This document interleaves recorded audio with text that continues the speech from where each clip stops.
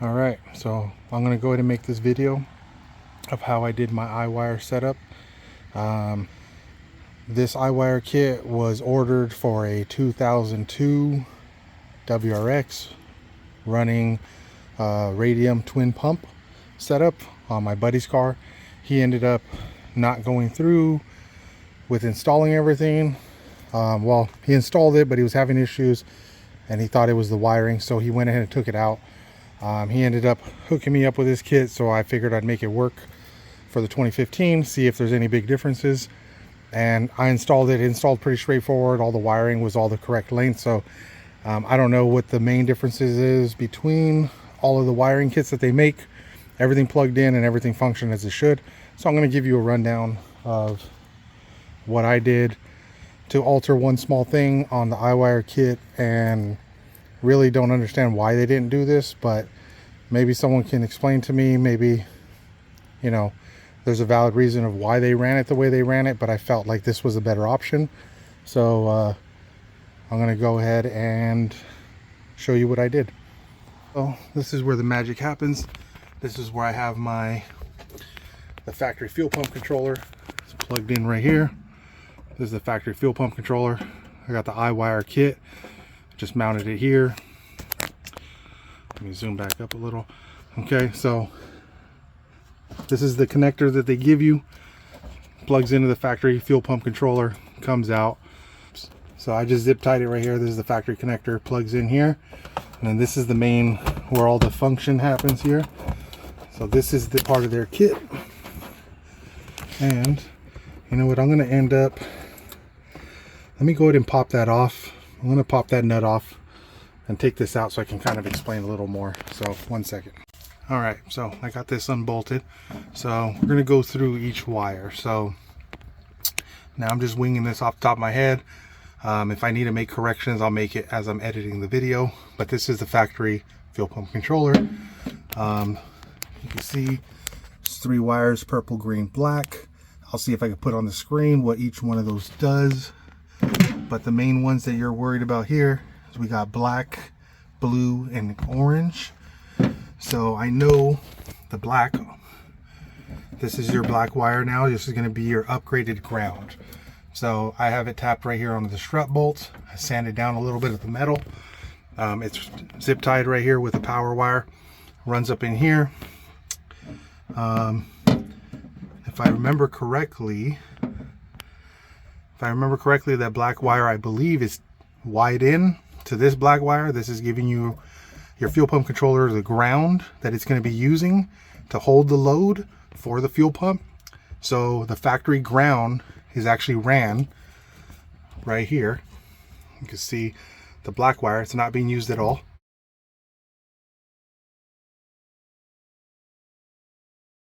So there's nothing on that pin. This is the factory ground that is used, but it is ran through this harness, and I don't know, I'd have to look at the wiring harness, but it's ran all the way up and it's grounded somewhere up in the front. And as anyone should know, with the gauge of wire, I believe the ground is actually tapped into multiple things, so it shares that ground with other loads. But with that gauge of wire and how long the run is, like I said, I'll look up to see if I can find out where it actually grounds to the chassis, or where it actually makes its contact to complete the ground.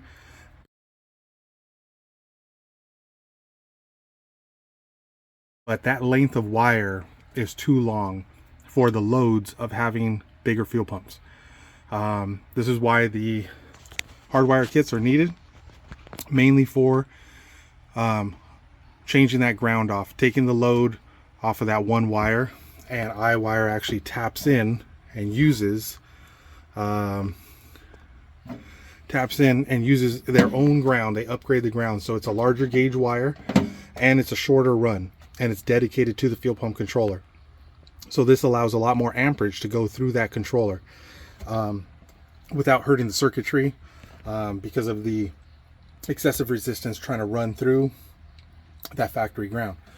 So that's where a big part of the magic happens, that allows you to run the duty cycle still with the iWire kit. So there's multiple ways to hardwire a fuel pump in a Subaru. I believe iWire's kit is the best way to hardwire a fuel pump. You retain the factory duty cycling by the fuel pump controller.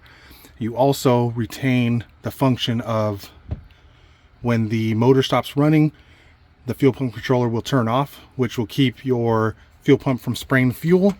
As anyone knows, that is a safety regulation federally that all cars have to have some type of switch to prevent a fuel pump from running when a vehicle gets in an accident. Anyone that knows old school cars, Hondas, whatever, as soon as you keyed on, it just ran the pump 100%. So this is a lot more safe. There's some safety built into it. What iWire ended up doing, instead of just running your traditional basic hardwire kit that I think a lot of people have in their mind when they think about it, is literally running a relay.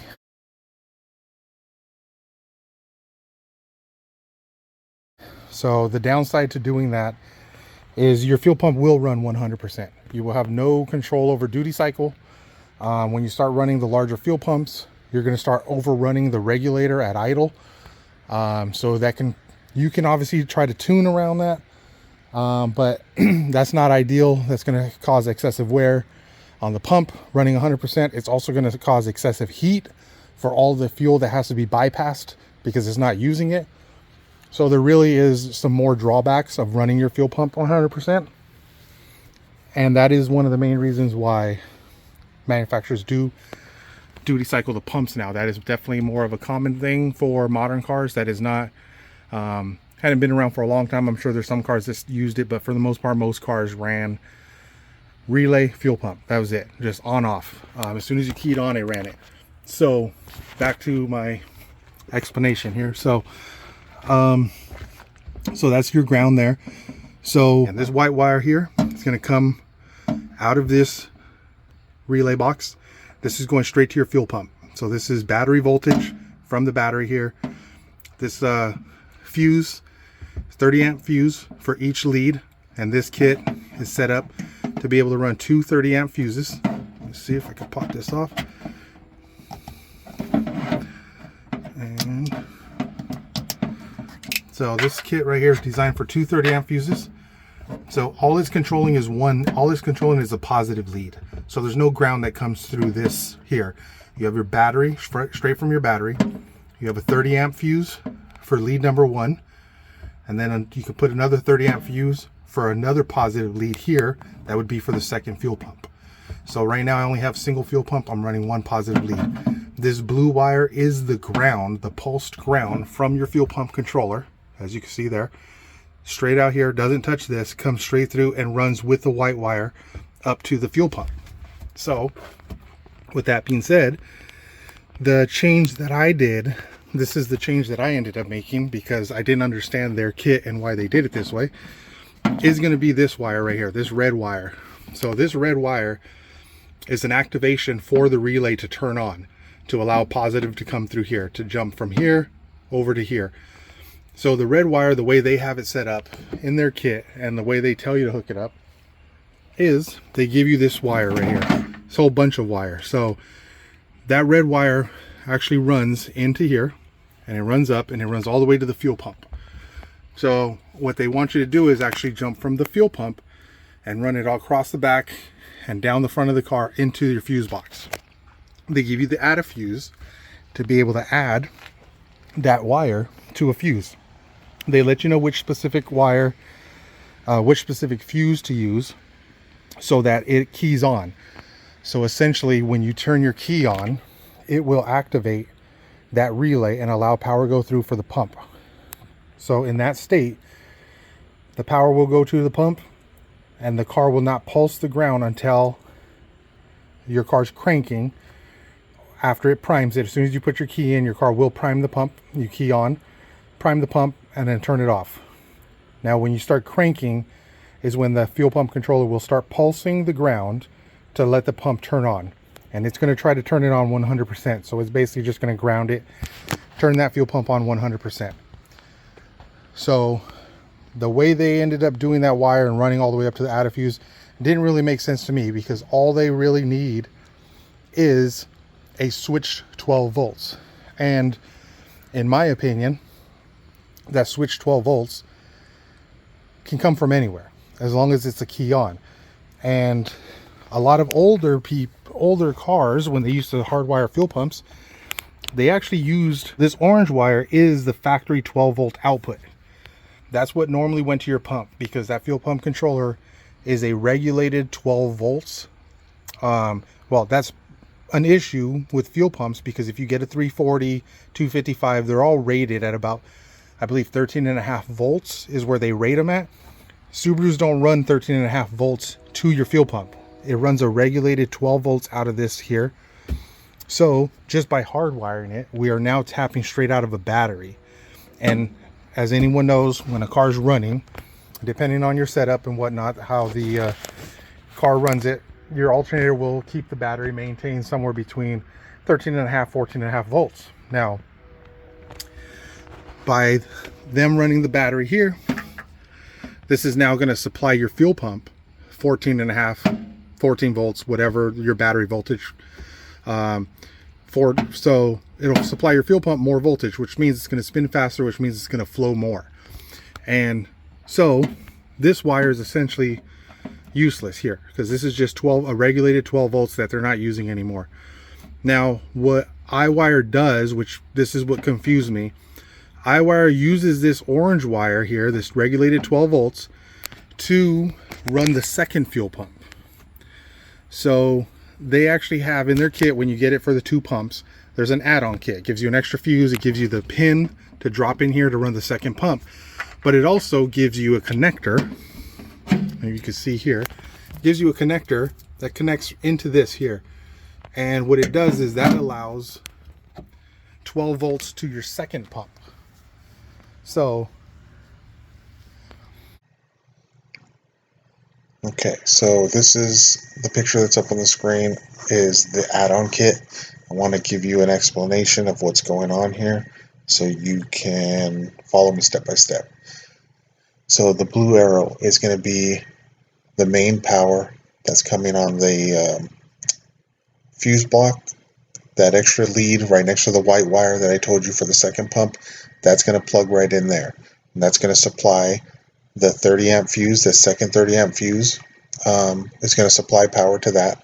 And when the relay activates, it will allow power to go through there. The red arrow there, that is the wire that's going to activate the relay, the coil side, positive coil. That is going to be connected to that power steering pump pressure switch connector. How I made the jumper, that's where you would plug that in. iWire gives you the male and female connector, but there's no end on the female connector. That's going to plug straight into there, and that would allow your second pump to activate.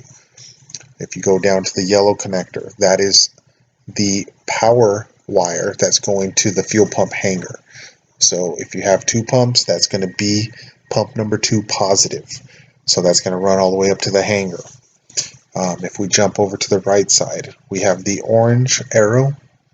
That is going to be your new ground for the fuel pump. So from the fuel hanger, pump number 2 negative, that is going to go to chassis ground. You can find any bolt or whatnot, the strut bolt like I used, that's going to be chassis ground. Now, to reiterate, when this second pump activates, that pump will run at 100% duty cycle. It will not be pulsed. It's just going to run nonstop as soon as the relay activates. Now, once all that stuff is on, what's going to activate the relay is going to be in the green. The green arrow is your pressure switch. Now, iWire supplies a pressure switch that's going to be adjustable.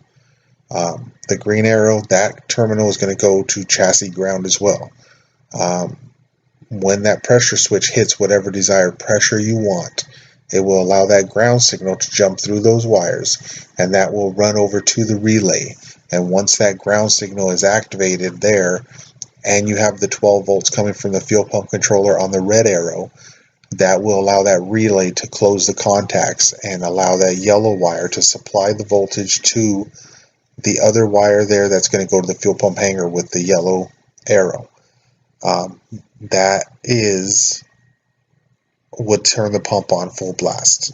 Once your pressure drops, you let off the gas and you come out of boost. that will close, or it will open the contacts on the pressure switch, which takes the ground away from the relay. The contacts open back up and it turns the power off on your second pump. So that is how your second pump will turn on and off. All right, so what this orange wire does when you do the 2-pump system is it actually is the power for a relay for the second pump. And that relay, all it does is activate the relay. So there is no load on this wire. They're just using it for the 12 volts to activate something. So I don't understand why they would use that to activate for the second pump, but you're not going to use that to activate for the first pump. That's a little confusing to me. I don't think it's going to be a problem either way, because there's not a heavy load on that wire just to activate a relay. So what I ended up doing was I ended up using this orange wire, and this is the factory red wire that Hardwired gives you. I didn't want to cut it up or anything, so it's all the same length they gave you in the kit. And what I ended up doing was I ended up crimping a connector on the end to just make it plug and play.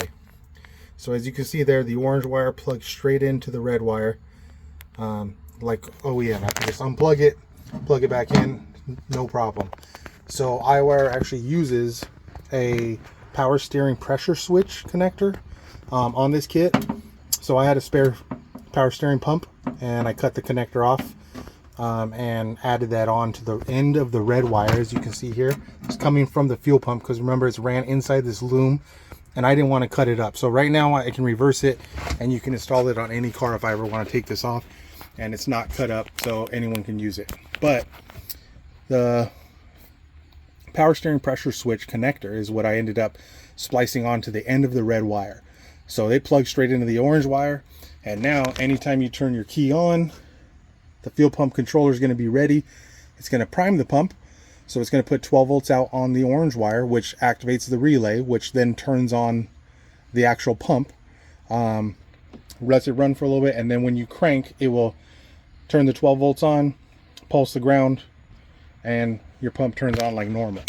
So in a perfect world, I would be curious to know why. Like I said, I haven't seen any downsides of how I have it ran. I'm not saying it's, there's no issues at all, but I don't see any issue. I'm just curious on what Hardwired did. So they could have ran this orange wire here straight through this harness here with this blue and black wire, and ran it straight into the relay here. It would have been a lot cleaner to just run this together, and you'd have 3 wires coming through this loom here. You'd have this, just like you have here, but this one would go straight into here. So you can switch that if you want, and that seems like it'd be a lot easier for me, a lot cleaner. Like I said, I don't like cutting up the system because I want to be able to keep it for resale value and whatnot, but that is the way they designed the system. So they normally run it for the add-a-fuse all the way to the front. I'll show you the fuel pump right now, and I'll show you from the battery back, but I wanted to start here because this is where all the magic is. This is where everything mounts. This is kind of the whole heart of it. So if you have any questions further, leave them in the comments. Like I said, I think that's everything. So you got your power here. The red wire is the power to activate the relay. I'm using this orange wire, and it's just doing a long loop and coming back through the loom, which comes out here. So that's my power. As soon as this puts power out on the orange wire, it activates the relay. Once it activates the relay, it takes your battery power and sends it to this one. And at that same time, the fuel pump controller can start pulsing the ground, which is the blue, and that will go to the fuel pump. So that will start turning the fuel pump on, and you get some fuel pressure out of there. But like I said, this kit was for a 2002-7 WRX with a radium twin pump, and it fit in here pretty good. The wire was a little short. I'll show you on the behind the seat of how I ended up running it, but it still fits perfectly fine, so I don't see any issue with it. But yeah, I ran the wire up nice and clean, zip tied it together, runs right through the back of the seats. Let's hop around to the rear seat. All right, so So this is what you guys can see. So this is the red wire I told you that's running through the loom. I didn't want to cut it, but this is where I made the connection. Power steering, pressure switch connector. And that wire runs all the way back, like I said, to tap into that orange connector. And here's the blue and white wire that's coming from the relay setup, power, pulse, ground. And I have just this generic connector here, and this is running to the top of the fuel pump. So if you remember, I did the bypass stud kit, and that's where those wires go. So white's positive, blue is ground in this situation. Once they're plugged in, obviously red, positive, black ground on this pigtail. But that is how it goes. I'm not going to pull that panel off, but I will show you on this second fuel pump that I have with the studs. So this is the same thing. This is the AM 340, but this is essentially what's underneath there. Just the two studs that jump through there, and it's just the power and ground. Just plug it in and you're good to go. And that alleviates the issues with the pins here, because they can melt. I actually have another fuel pump unit that I just got from my buddy, because his Subaru 2012 WRX stopped running. And when I went to go diagnose it, I went out to Cali recently, went to go diagnose it, and sure enough, I pulled this connector off and the pin is melted, completely melted. I don't have the pump right here next to me. It's upstairs, but the pin got completely melted, which obviously was making poor connection or no connection, and his fuel pump stopped working. So he bought a new unit, whole unit, and we tossed that back in his car, and he's good to go. So I'm actually gonna probably do another Walbro 450 and stud bypass kit in that unit. If anybody wants it, let me know.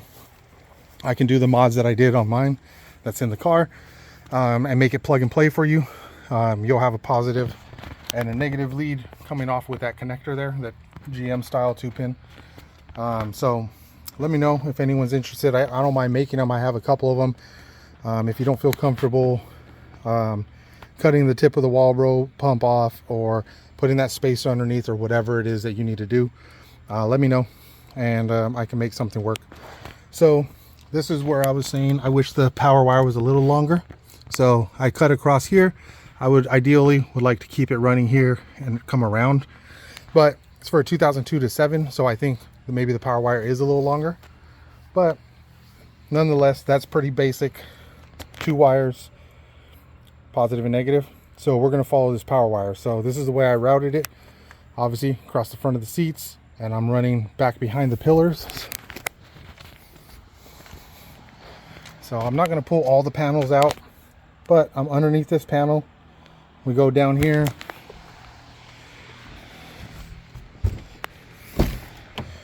and it's ran right down here in the wire. There's a nice little area where the wire will tuck down, and it's super safe. The wire comes in here, it comes up, and actually someone had a wire ran in this car for a trailer connection. So they ended up having it ran through a grommet right here on the side behind the door. I ended up using the same one, so it's right up here off the side. I don't know if you can see it in here, probably not, but it's right behind the kick panel here. But you can see it through the door, right behind. It's actually the wire where your door comes through. So you can see right there, that's the red wire. It's coming through the same grommet as the door. So right here, just punched a hole in the back and ran it through there, so it's protected all the way around with rubber. And then as we come up, it's ran behind the fender here, and it's over the fender guard. You can't see it because of these covers, but if you pull it off you can. But here's the wire, it's sheathed, so it just goes right over the fenders, nothing crazy, and then right into the fender there. But this is the main power wire. So we're coming around here. This is the circuit breaker they give you. I ended up mounting it right here on the stud. Seems like a good spot. Take this charger off for a little bit. But So I ended up mounting it right here on the stud. It seems pretty clean to me. 12 millimeter, swoops around, and goes back. That seems like the cleanest. Nice and secure, it's not going nowhere.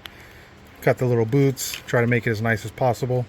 But this is just the circuit breaker for it. So just 2 studs there. But yep. So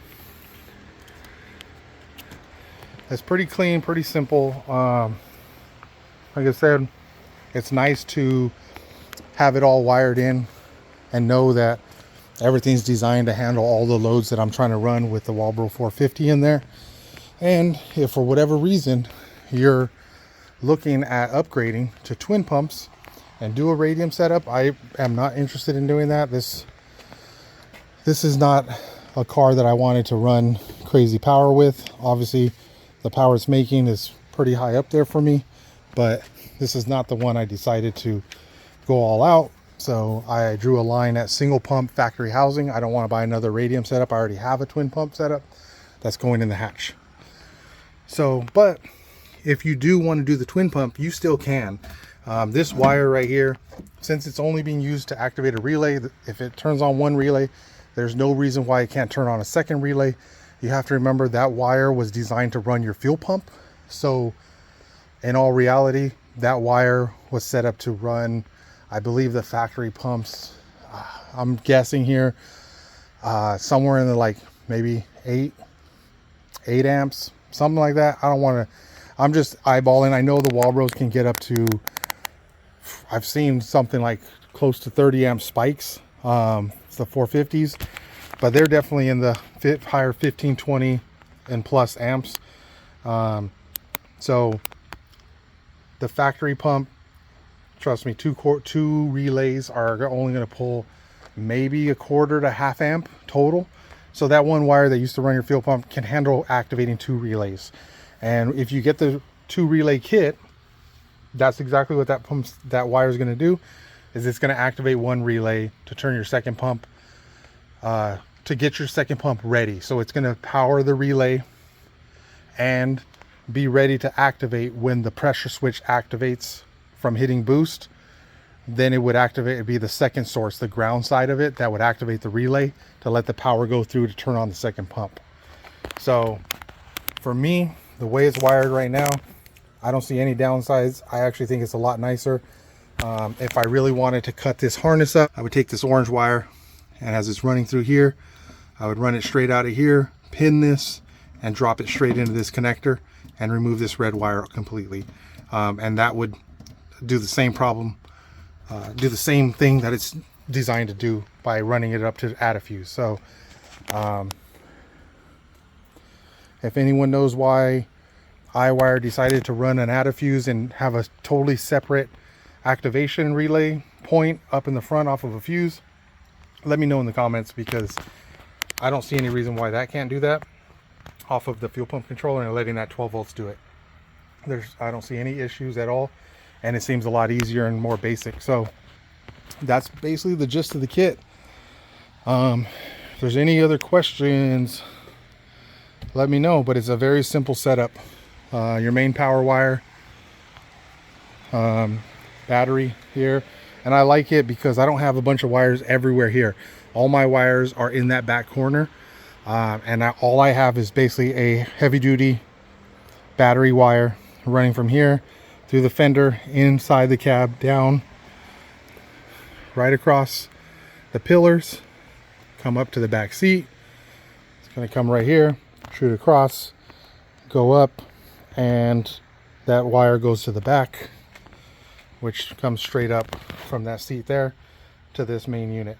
So I like that a lot better than having that little red wire ran up with it and hanging off of one of the fuses under the dash.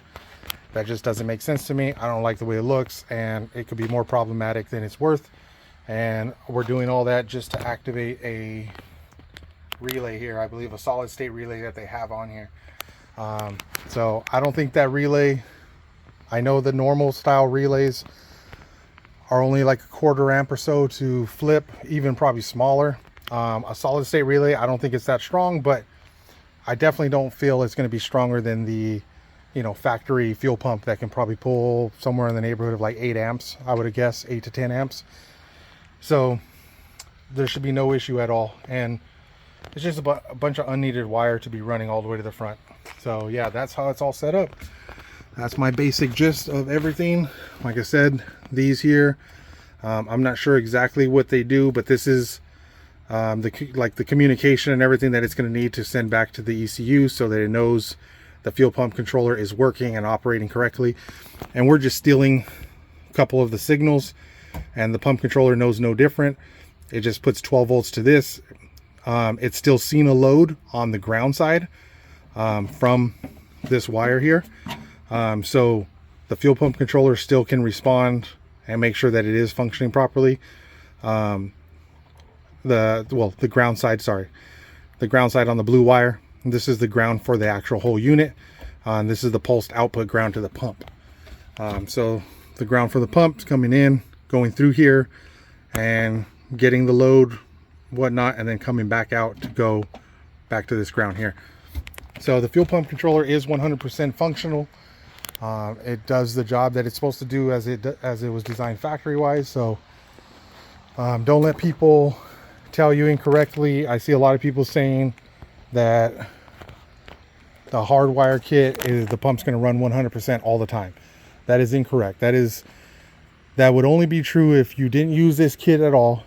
You literally ran the power wire like this from the battery. You can put the relays wherever, whether you want them in the back or the front. When you run that power all the way up and then use something to switch it, let's just say this, so when the switch 12 volts off of the fuse box.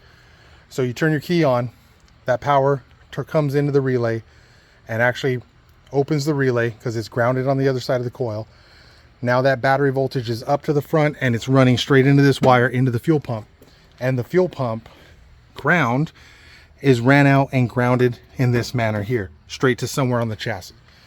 If you have it wired up like that, that fuel pump will run at 100% all the time.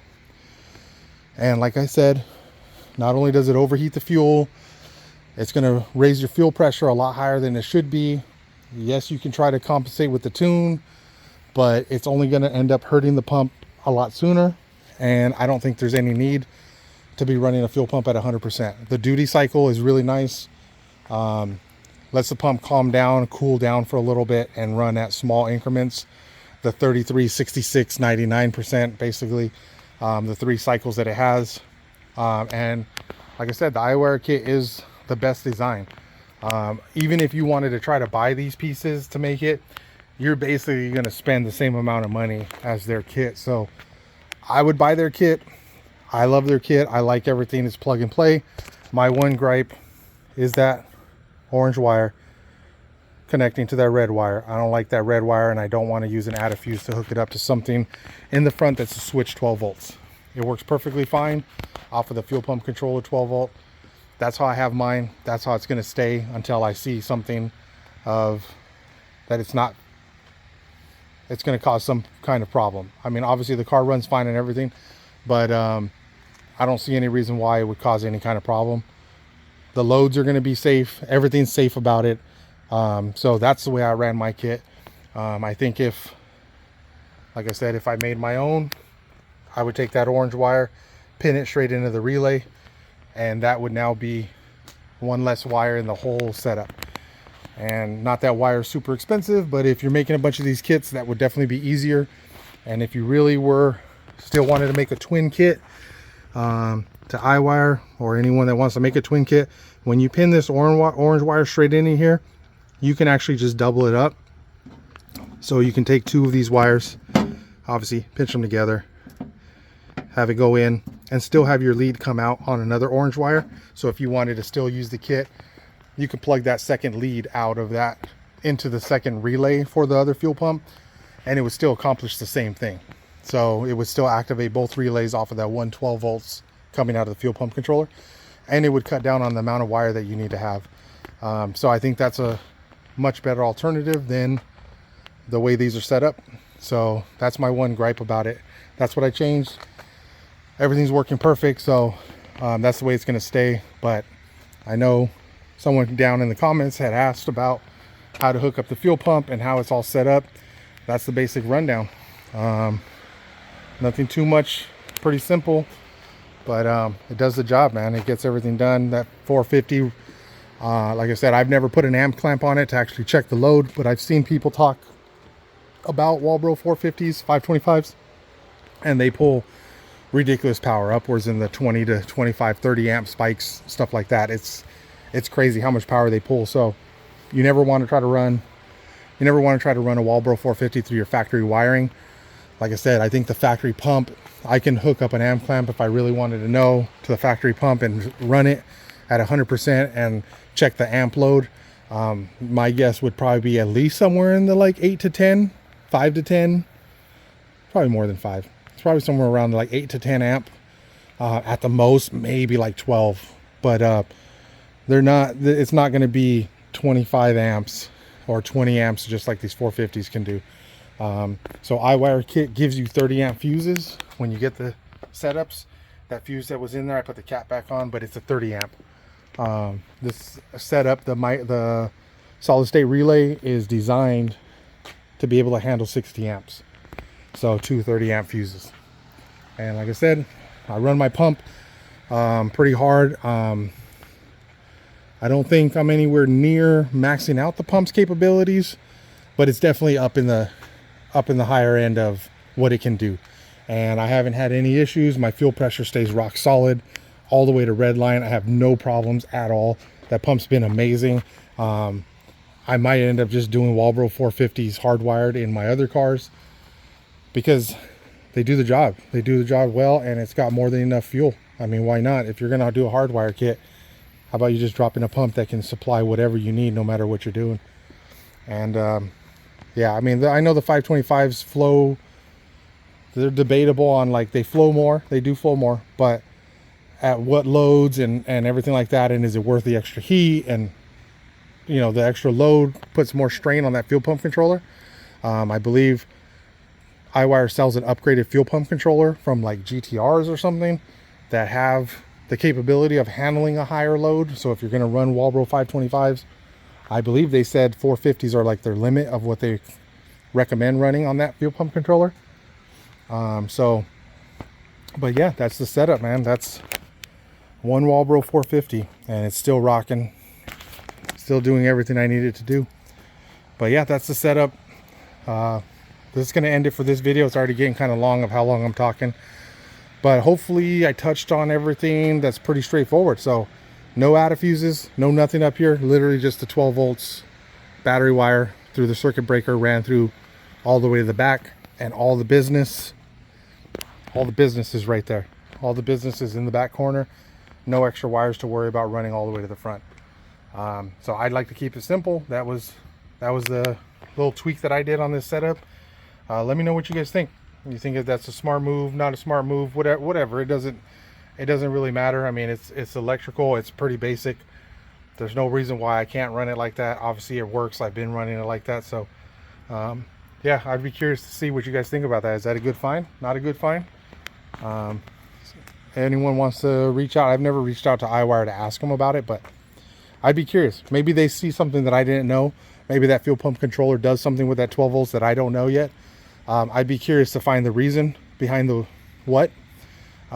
Because if there is a reason, safety wise or any that makes sense to me, I'll definitely run that fuse up to the front, and I'll do it a different way. I don't like to add a fuse still, but I will definitely tap it off of a switch 12 volts if there's a valid reason of why I can't use that 12 volts. So all it's doing is activating a relay, but once again, you got to remember that 12 volt wire was designed to run the factory fuel pump, which that relay will never pull the same load. So it should be more than enough and more than safe to be able to run that off that. But yeah, let me know. That's going to end the video right here. All right. I'm going to throw all this stuff back in here.